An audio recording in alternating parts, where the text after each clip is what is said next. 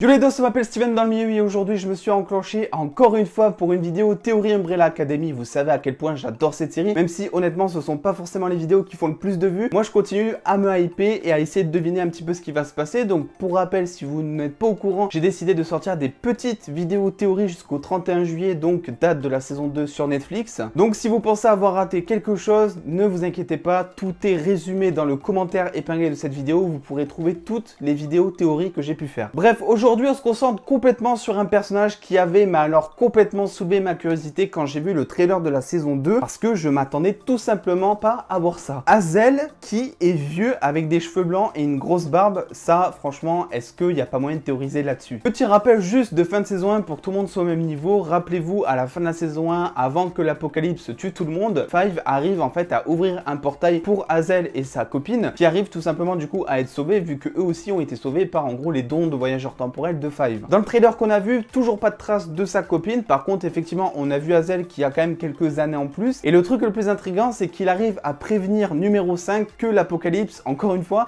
arrive dans 10 jours et qu'il faut faire quelque chose en gros. Oui, ça rappelle quand même pas mal de choses de cette saison 2. Du coup, rien que le fait finalement que Azel arrive à prévenir numéro 5, c'est significatif. Ça veut tout simplement dire qu'il connaît l'avenir en fait. C'est intriguant et en même temps assez normal je trouve parce que c'est vrai que même si Azel est resté en bon terme avec numéro 5 à la fin de la saison 1, ça serait peut-être prendre des risques d'envoyer Azel dans la même époque finalement que toute la famille de l'Umbrella Academy. C'est pour ça que je me dis que finalement s'il y a un autre portail pour Azel, c'est tout simplement parce que numéro 5 l'a envoyé dans un contexte spatio-temporel totalement différent du leur. Du coup on sait deux choses, ça on en est sûr, on sait qu'il est vieux et on sait qu'il vient du futur parce que sinon il ne saurait pas prévenir tout simplement numéro 5 de la fin du monde encore une fois. Du coup je me dis qu'il a peut-être été téléporté genre en 2040 parce que effectivement on était en 2019 en saison 1 et il a l'air quand même d'avoir peut-être 20-25 ans en plus finalement par rapport à sa barbe, par rapport à ses cheveux blancs. Du coup s'il a aussi ce faciès, c'est tout simplement parce que peut-être qu'en voyageant dans le temps son corps a vieilli lui aussi, un petit peu à la manière finalement de 5 quand il est retourné dans le passé et qu'il est retourné définitivement finalement dans son corps d'enfant. Du coup le truc c'est que on voit clairement qu'il revient dans le passé, donc en 1963 pour prévenir numéro 5 que la fin du monde approche et qu'il faut l'arrêter. Mais je me demande encore pourquoi il fait ça. Quel est son intérêt de prévenir la fin du monde? On ne connaît pas vraiment ses intentions, peut-être que c'est lié du coup à sa copine avec qui il s'est mis en fin de saison 1, je ne sais pas. Une autre théorie aussi que moi je trouve énormément cool et évidemment c'est à développer, donc si vous avez des idées, les commentaires sont là pour ça bien entendu. Azel est en fait un agent double parce qu'on voit clairement que dans le trailer il est habillé exactement ou quasiment exactement de la même manière en fait que lorsqu'il était dans l'agence avec son petit costard, voilà. Et je me dis que si vraiment il était en vacances et qu'il travaillait plus du tout pour l'agence, il serait pas habillé de la même manière, il serait peut-être en chemise hawaïenne par exemple. Du coup il pourrait bosser d'un côté donc pour Carmichael et je vous invite à aller voir ma vidéo si vous voulez le connaître un petit peu plus, donc le grand méchant de cette saison 2, et en même temps travailler pour l'Umbrella Academy. L'Umbrella Academy demandant à Azel donc de récupérer des informations sur l'agence, histoire vraiment cette fois d'être sûr de la détruire de l'intérieur et vraiment d'être tranquille quel que soit le contexte spatio-temporel où il se trouve en fait. Parce que je sais pas vous mais en fait le fait qu'il prévienne numéro 5 d'un truc énorme qui va arriver, mais d'un autre côté le fait qu'il soit habillé exactement de la même manière que lorsqu'il travaillait pour l'agence avant,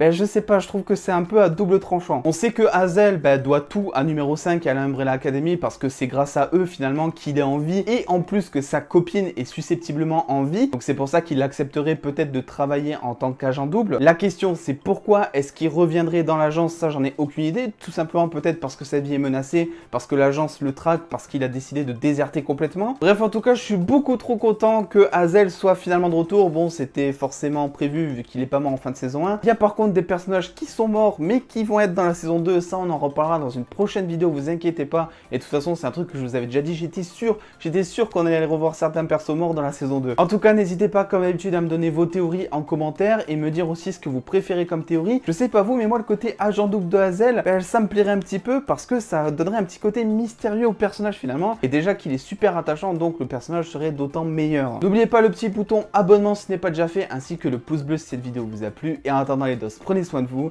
des bisous les dos.